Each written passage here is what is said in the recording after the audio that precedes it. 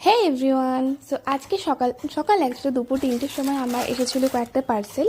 তো আমি তখন ঘুমিয়ে গিয়েছিলাম, ভেবেছিলাম তোমাদের সামনে একসাথে আর কি আনবক্সিং করবো।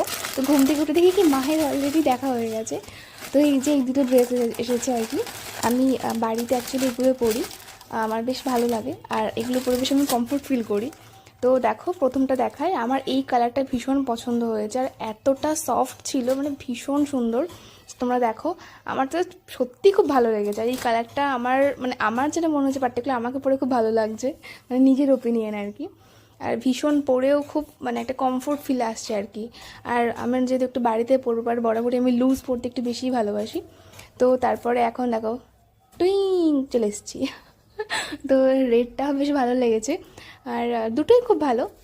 বাট আমার রেডের থেকে ওই কালারটা বেশি ভালো লেগেছে। তোমাদের কোনটা ভালো লেগেছে সেটাও জানাবে, আর আমাকে পরে কোনটা ভালো লেগেছে অবশ্যই জানিও। টাটা।